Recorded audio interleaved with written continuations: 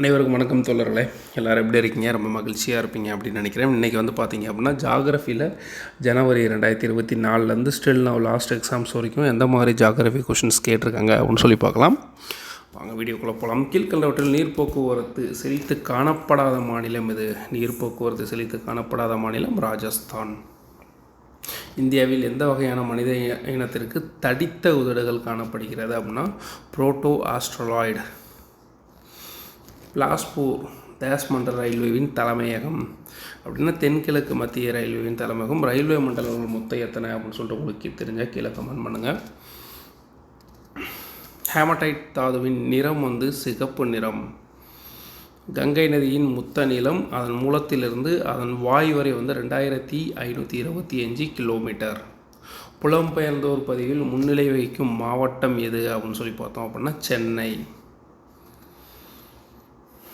National highway 44 தமிழ்நாட்டின் மிக நீளமான நெடுஞ்சாலையாகும். இது ஓசூரிலிருந்து கன்னியாகுமரி வரை, ஆனால் ஜம்மு அண்ட் காஷ்மீர்லேருந்து ஸ்டார்ட் ஆகும். ஓகேங்களா. அடுத்து பார்த்தோம் அப்படின்னா எந்த பகுதியில் சாம்பார் ஏரி அமைந்துள்ளது அப்படின்னா ராஜஸ்தான் சமவெளி. தமிழ்நாட்டின் 2வது பெரிய ரயில் நிலையம் மற்றும் தமிழ்நாட்டின் பரபரப்பான ரயில் நிலையங்களில் ஒன்று அப்படின்னா திருச்சிராப்பள்ளி சந்திப்பு. அடுத்து பார்த்தோம் சிகப்பு புரட்சியுடன் தொடர்புடையது. சிகப்பு புரட்சியுடன் தொடர்புடையது எது? சிகப்பு புரட்சினா இறைச்சி மற்றும் தக்காளி. சரியான விடையை தேர்ந்தெடுத்தல். வெஸ்ட் பெங்கால் இன் iron works company started in, அதாவது மேற்கு வங்கத்தில் உள்ள வங்க இரும்பு தொழில் கம்பெனி எந்த ஆண்டு நிறுவப்பட்டது அப்படின்னா 1870 நிறுவியிருக்காங்க.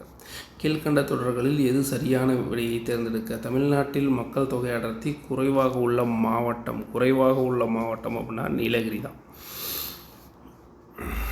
இந்தியாவின் முக்கிய வேளாண் பயிர்கள் உற்பத்தியுடன் ஒப்பிடுக அப்படின்னாங்க. தங்க நூலிலை புரட்சினா சன்னல். வெள்ளி நூலிலை புரட்சி அப்படின்னா இது பருத்தி. சாம்பல் புரட்சி அப்படின்னா உரங்கள் ஃபெர்டிலைசர். அடுத்து நீலப்புரட்சினா ஃபிஷ் ப்ரொடக்ஷன்ஸ், அதாவது மீன் உற்பத்தி அப்படின்றது. கீழ்கண்டவற்றில் எந்த ஆறு கிழக்கு நோக்கி பாயவில்லை அப்படின்னு சொல்கிறாங்க. நர்மதை. லாஸ்ட் டைம் கொஷின்ஸில் என்ன திரும்ப கேட்டிருந்தாங்க, லாஸ்ட் இயர் குரூப் 2ல் இந்த கொஷின் கேட்டிருந்தாங்க. மேற்கு நோக்கியும் பாய ஆறு எது அப்படின்னு சொல்லி கேட்டிருந்தாங்க. ஸோ நர்மதா. எது தவறாக பொருந்தியுள்ளது?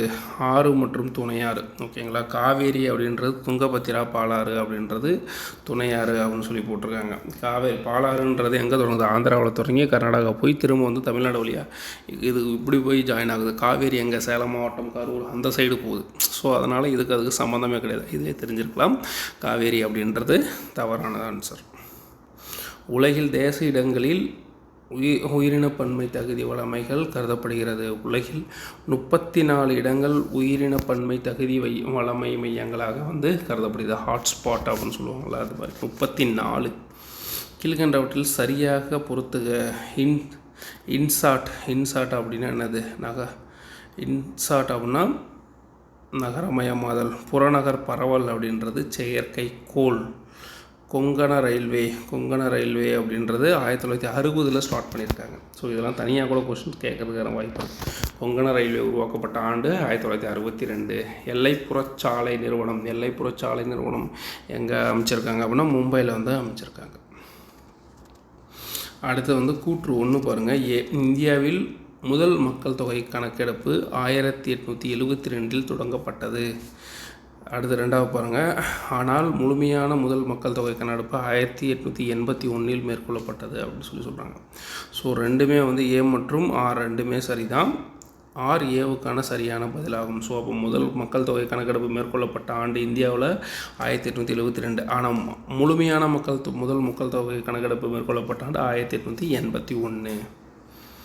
ஹரப்பா மக்களும் பண்பாடு என்ற தலைப்பின் கீழ்கண்ட கூற்றில் சரியானவற்றை தேர்ந்தெடுக்க அப்படின்னா சிந்துவெளி நாகரிகத்தில் 1க்கும் அதிகமான குழுக்கள் இருந்தன. ரைட்டு. சிந்துவெளியில் விவசாயிகள், கால்நடை வளர்ப்பு, வேட்டையாடுவோர், உணவு சேகரிப்பு உள்ளிட்ட பல்வேறு குழுக்கள் வாழ. ரைட்டு. சிந்துவெளி நாகரிகத்தில் 1க்கு அதிகமான 5 குழுக்கள் இருந்தன. ஸோ உங்கள் குழுக்களை பற்றி ஒன்றும் பெருசாக என்ன பண்ணல, டீட்டெயில்ஸ் கிடையவே கிடையாது. ஓகேங்களா. அதனால் 1, 2 மட்டும் தான் ரைட்டு. பண்பாடு என்பது மக்களின் மொழி, உணவு, உடை, சமூக பழக்க வழக்கங்களை குறிக்கும். இந்தியா பன்முக பண்பாடு கேந்திரமாக உள்ளது. அப்போ 2மே ரைட்டு தான். ஓகே நண்பர்களே, இந்த வீடியோ உங்களுக்கு பயனுள்ள வகையில் இருந்திருக்கும் அப்படின்னு நினைக்கிறேன். ஸோ எந்த இடத்துல டாபிக்ஸ் வந்து ரொம்ப இம்பார்ட்டன்ட் கொடுக்கணும் அப்படின்னா உங்களுக்கு இருக்கும் அப்படின்னு நினைக்கிறேன். நன்றி நண்பர்களே, பாய்.